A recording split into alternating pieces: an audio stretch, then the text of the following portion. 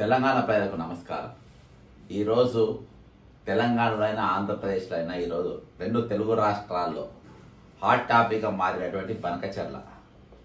ఈ బనకచెర్లలో ఒక sweet deal అయ్యింది.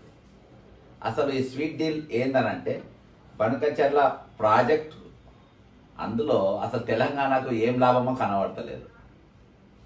ఏం లాభం ఉందో తెలంగాణ నాయకులు చెప్పలేకపోతారు, దేనికోసం కడుతుందో చెప్పలేకపోతారు. కానీ మేము కట్టనీయమంటారు. మళ్ళీ రేవంత్ రెడ్డి గారు బాజాప్తా ఈరోజు వాళ్ళు పోతారు, అక్కడ ఒక కమిటీ చేస్తుండ్రు, గాడిది గుడ్డేస్తుండ్రు, అది ఇది అని చెప్పేసి ఆయన చెప్తారు. అయితే అసలు అందులో ఏం జరుగుతుంది ఏందనేది ఆల్రెడీ గిరీష్ దారమ్మని ఆయన చిత్రగుప్త ఛానల్లో డైగ్రామ్ వేసి మరి ఎక్స్ప్లెయిన్ చేసారు. ఒకసారి అది పెద్దలు చూస్తే బాగుంటుందని నేను అనుకుంటున్నాను. ఈరోజు తెలంగాణ నాయకులు బనకచెర్ల గురించి ఒకళ్ళు ఇద్దిక్కు మాట్లాడుతుండ్రు, ఒక అద్దిక్కు మాట్లాడుతుండ్రు. అంటే ఒకళ్ళేమో ఆపుతామంటారు, ఒకళ్ళేమో కమిటీ చేస్తామంటారు. ఈ ఒకనేమో మధ్యవర్తిగా రెండింటిలో రాజీ కుదిర్చినామని ఇంకొకరు చెప్తారు. కానీ ఇక మొత్తానికి ఓవరాల్గా చూస్తే బండి సంజయ్ గారి స్టేట్మెంట్ కానీ చూస్తే, ఒక కమిటీ లెక్క చూస్తే ఇదంతా మొత్తానికి బనకచెర్ల కట్టడానికి వీళ్ళందరూ అనుమతి ఇచ్చినట్టే, వీళ్ళందరూ మద్దతు జరుపుతున్నట్టే ఉన్నది. మరి దీని వెనక అసలు ఏం రహస్యం ఉన్నది, దీని కథ ఏంది? అసలు ఒకటేసారి బనకచెర్ల ఎంత పెద్ద సబ్జెక్ట్ నడుస్తూ ఉంటే 42% రిజర్వేషన్ గురించి మన కల్వకుంట్ల కవిత మాట్లాడుతుంది. అంతేకాకుండా ఇదే సబ్జెక్ట్ పైన అసలు ఆమె ఎవరు మాట్లాడేది మేము కదా అని చెప్పేసి తీర్మానం మళ్ళీ వస్తాడు. దాని మీద మొత్తానికి ఒక రాజకీయంగా దాన్ని తయారు చేసే ప్రయత్నం చేస్తారు. ఇదంతా అయిపోయిన తర్వాత మళ్ళీ బండి సంజయ్ గారు వస్తారు. బండి సంజయ్ గారు వచ్చేసి ఆయన మేము మధ్యవర్తుల ఇద్దరికి మేము రాజీ చేస్తున్నాము, మేము మధ్య మార్గం తీస్తున్నాం అని చెప్పేసి ఆయన అసలు బనకచెర్ల బకెట్ నీళ్ళ గురించి కూడా ఆయన తెలియనటువంటి వ్యక్తి ఈరోజు బనకచెర్ల గురించి ఆయన కూడా మాట్లాడతారు.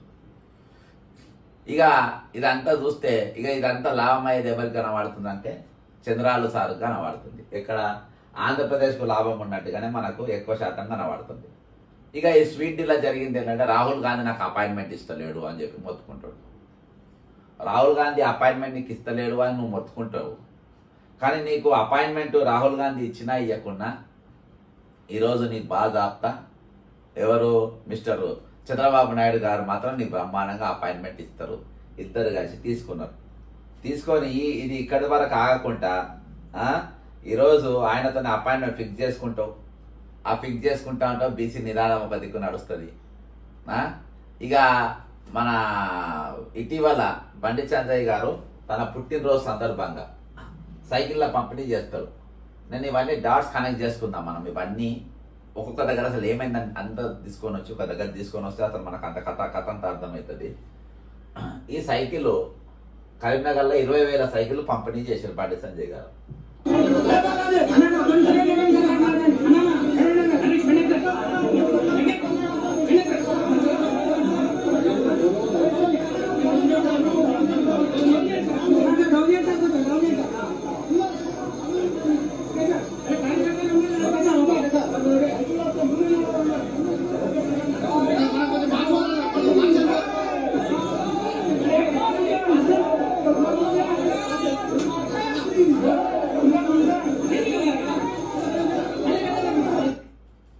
ఇక వీళ్ళు బనకచెర్ల మన ఏది కరీంనగర్లో ఈయన 20,000 సైకిల్ మాస్తారు. ఉత్తర తెలంగాణలో అంటే తెలంగాణ ఏర్పడ్డ తర్వాత కూడా 2014లో జరిగినటువంటి అసెంబ్లీ ఎన్నికల్లో దాదాపు 22-23 సీట్లేమో టీడీపీ గెలిచింది. అందులో కరీంనగర్ కూడా ఒకటి. అంటే ఉత్తర తెలంగాణలో కరీంనగర్లో కూడా టీడీపీ తెలుగుదేశం తెలంగాణ ఏర్పడ్డ తర్వాత తెలంగాణ నినాదం బలంగా ఉన్న స్థానంలో ఒక 2 సార్లు కేసీఆర్ గారు అక్కడ ఎంపీ ఉన్న స్థానంలో మొత్తము కరీంనగర్ను మొత్తం స్వీప్ చేసిన అది అటువంటి ప్రాంతంలో గంగుల కమలాకర్ గారు అక్కడికి వెళ్ళి ఎమ్మెల్యేగా గెలిచారు. అటువంటి జాగాలో ఈయన సైకిల్ సింబల్ను గుర్తు చేయడం, సైకిల్ సింబల్ను తీసుకురావడం, ఇదంతా చూస్తే ఇవన్నీ కూడా చూస్తే ఈరోజు అనేకమైన ఇక్కడ బండి సంజయ్ గారి గుండె మీద ఏమున్నది, బ్యాచ్ ఉన్నది. ఆ బ్యాచ్లో ఎవరి ఫోటో ఉన్నది? కల్వకుంట్ల కవిత గారి ఫోటో ఉన్నది. ఒకసారి దగ్గర జూమ్ చేసి చూద్దాం.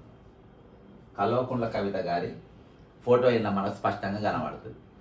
అయితే ఇప్పుడు ఇవన్నీ కల్వకుంట్ల కవిత కానీ లేకుంటే తీర్మాన్ మల్లయ్య కానీ, లేకుంటే ఎవరు చంద్రబాబు నాయుడు కానీ, వీళ్ళందరూ కూడా ఒకటే దుకాణం, ఒకటే కోవకు చెందినటువంటి వ్యక్తులు వీళ్ళందరూ కూడా. దానివల్ల లాభమేంది, నష్టమేంది అనేది నేను ఒక ప్రెస్ మీట్లో కూడా మీకు చెప్పడం జరిగింది.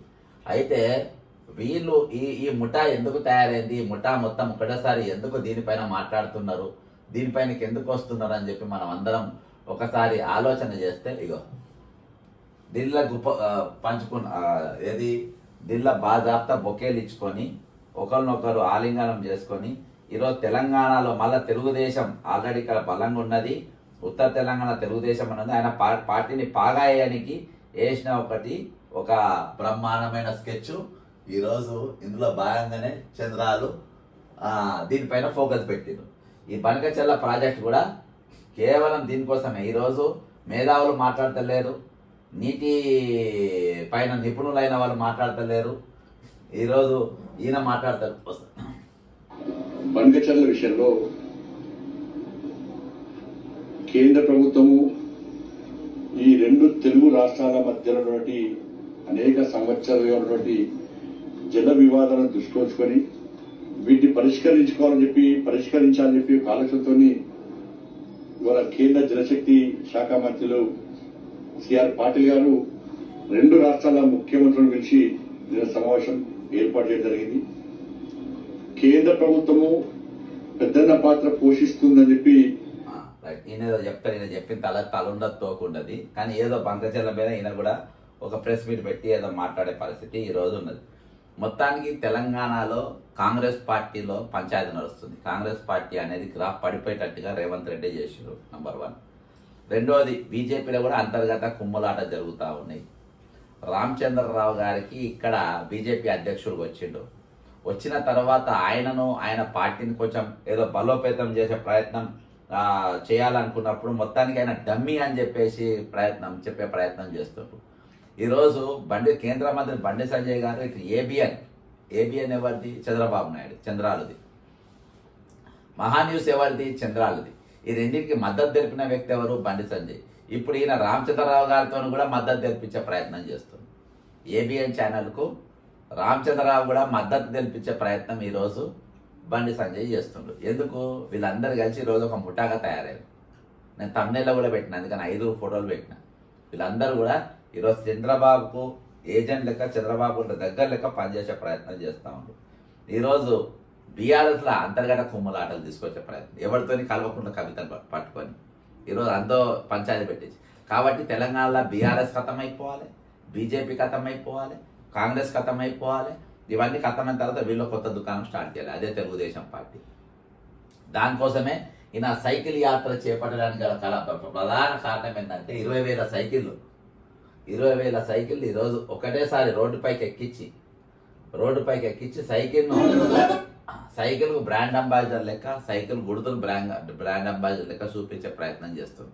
అందుకని ఎక్కడ కూడా బండి సంజయ్ రేవంత్ పైన యుద్ధం ప్రకటించడం కానీ, రేవంత్ పైన ఏదో కొట్లాడుతున్నట్టు కానీ ఏడ కూడా చేయలేని పరిస్థితి ఈరోజు బండి సంజయ్ మీద మనకు చాలా చాలా చాలా స్పష్టంగా మనకు కనబడే పరిస్థితి.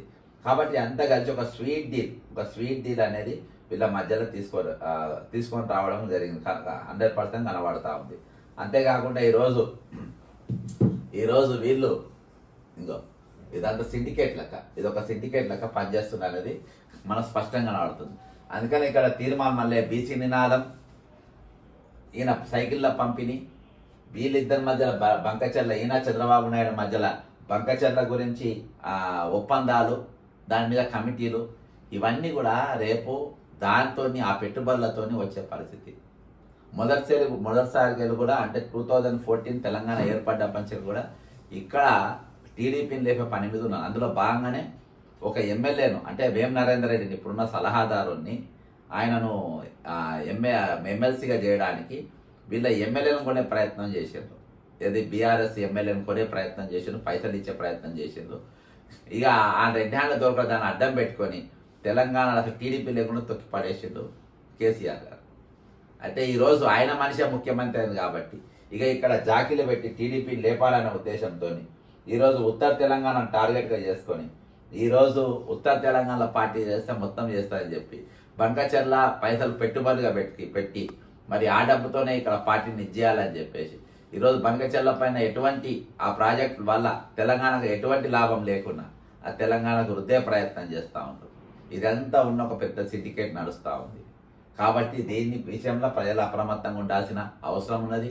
ప్రజలు ఖచ్చితంగా మీరు ఈ కుట్రను అంటే ఈ మహాన్యూస్ ABN కూడా ఈ కుట్రలో పెద్ద పాత్ర పోషించబోతుంది.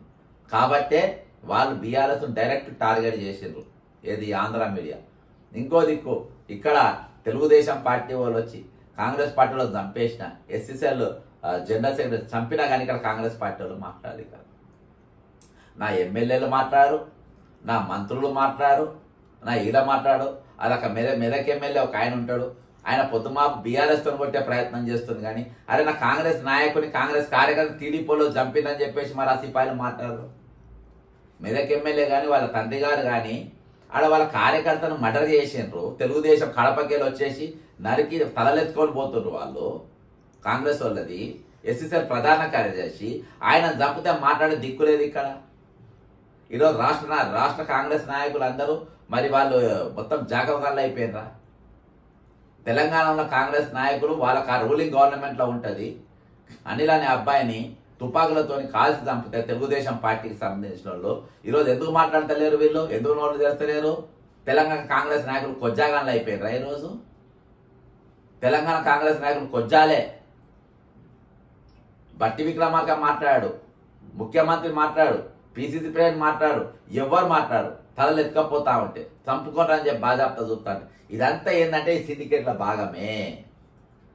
ఈయన చంద్రబాబు నాయుడు పెద్దన్న పాత్ర పోషిస్తుండు తెలంగాణలో. ముందు చికెన్ లెక్క రేవంత్ రెడ్డిని పెట్టిండు, నడిపిస్తుండు. ఆయన వెనుక ఇక వీళ్ళందరూ ఉన్నారు. బండి సంజయ్ కానీ, కల్వకుంట్ల కవిత కానీ, తిరుమల మల్లయ్య కానీ, ఇదంతా ఆయన అనుకుండి దుకాణం నడుస్తూ ఉంది. కాబట్టి తెలంగాణ ప్రజలు అప్రమత్తంగా ఉండాలి. కాంగ్రెస్ పార్టీ కార్యకర్తలు కూడా అప్రమత్తంగా ఉండాలి. ఈరోజు బీజేపీలో కూడా అంతర్గతంగా స్విచ్ పెట్టి రామచంద్రరావు డమ్మింగ్ చేసే ప్రయత్నం వీళ్ళంతా చేస్తూ ఉంటారు. కాంగ్రెస్ పార్టీ ఆల్రెడీ డమ్మీ అధ్యక్షుడుగా ఉన్నాడు. బీఆర్ఎస్లో ఇంట్లో కుంపటి పెట్టిండ్రు కవితతోని. కాబట్టి ఇది ఒక పెద్ద కుట్ర, మహాకుట్ర. చంద్రబాబు నాయుడు అంటేనే కుట్రకు బాసు. చంద్రబాబు నాయుడు అనేటోడు కుట్రలకు బాసు.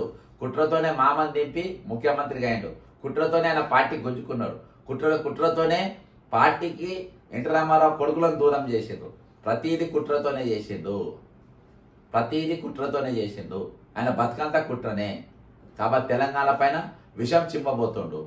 కాబట్టి కొన్ని ఎపిసోడ్లు బక్క చేసిన ఫ్యాక్ట్స్లో పర్ఫెక్ట్గా చంద్రబాబు నాయుడు కుట్రల పైన తెలంగాణ పైన ఏ విధంగా విషం చిమ్మే ప్రయత్నం చేస్తుండో. ఎందుకంటే ఇది ఖనిజ సంపదకు పెట్టిన పేరు. సింగరేణి కానీ, హైదరాబాద్ కానీ, ఇక్కడ ఇవన్నీ కూడా నేను తెచ్చినా అంటాడు. చార్మినార్ నేనే కట్టినా అంటాడు. నీమ్స్ హాస్పిటల్ నేనే తెచ్చినా అంటాడు. ఉస్మానియా యూనివర్సిటీ నేనే తెచ్చినా అని అంటాడు. కుతుబ్ షా బిల్డింగ్ టూమ్స్ నేనే కట్టినా అంటాడు. గోల్కొండ ఫోర్టు నేనే కట్టినా అని అంటాడు. హైదరాబాద్ రోడ్లు నేనే వేయించినా అంటాడు. మూసీ నది నేనే తెచ్చినా అంటాడు. హుస్సేన్ సాగర్ నది నేనే తెచ్చినా అని అంటాడు. ఇక్కడ వాళ్ళకి అన్నం తిన రాకుంటే అన్నం తినిపించి నేనే నేర్పినా అని అంటాడు. మళ్ళీ అమరావతిలో ఇవన్నీ చేసుకొని శాత కాదు. ఆ డెవలప్ చేసుకొని శాత కాదు. పోలవరం కంప్లీట్ చేసుకోవాలి, అయ్యాట కంప్లీట్ చేసుకొని శాత కాదు. ఈరోజు తెలంగాణ ఏదో చేస్తారంట, మళ్ళీ ఏదో చేస్తారంటే ఏది లేదు. ఇలా ఆడ ఆంధ్ర మళ్ళోసారి బడ్జెట్ పెద్ద లక్షల కోట్ల రూపాయలు మింగనికి వేసిన ఒక మహా స్కెచ్ ఇది. అంత మించి ఏం లేదు. కాబట్టి మనం అప్రమత్తంగా బంకచెర్లతో తెలంగాణ ప్రజలకు ఏమి లాభం లేదు. కాబట్టి మనం దీని మీద అడ్డుకోవాల్సిన పరిస్థితి ఉన్నది. మనం నష్టం తప్ప లాభం లేదు. వీళ్ళపైన మనం దృష్టి పెట్టాల్సిన బాధ్యత ఉంది. ఆంధ్ర మీడియాతోని అప్రమత్తంగా ఉండాలి. ఆంధ్ర మీడియాను చూడకుంటే ఎంత మంచిదైతే అంత మంది కాదు. ABN ఎవరైతే వాళ్ళని మోస్తారో నేను వాళ్ళ గురించి చెప్తున్నా. చంద్రాలను మోస్తున్నారో, ఇక్కడ మోసే ప్రయత్నం చేస్తున్నారో అసలు వాళ్ళ చూడకుండా ఉంటే మంచిదని చెప్పి నేను అంటున్నా. ABN మహాన్యూస్ లాంటి ఛానల్ అయితే ఇంకా మంచి బోఫర్స్ ఛానల్ అయిపోయినాయి. చూడకుంటే ఇంకా బెటర్ అని చెప్పి నేను అంటున్నా. అప్రమత్తంగా ఉందని కోరుకుంటున్నా. ఇదో మహాకుట్ర తెలంగాణ పైన జరుగుతుంది. ఇప్పుడున్నది మొత్తం ఎవ్వరు కూడా సుఖం పుస్తకం మొత్తం ఈమెన అల్లపోయింది. ఏది ఈయన ఓటుకు నోటు దొంగలో పోయిండు. ఈమెనేమో ఢిల్లీలో సారా అమ్ముకుంటే జైలుకు పోయి వచ్చింది, తిహార్ జైలు. ఇక వీళ్ళిద్దరు చరిత్ర మొత్తం మనం చూస్తూనే ఉన్నాం. సెకండ్ రోల్ ప్లే చేస్తుండ్రు వీళ్ళు.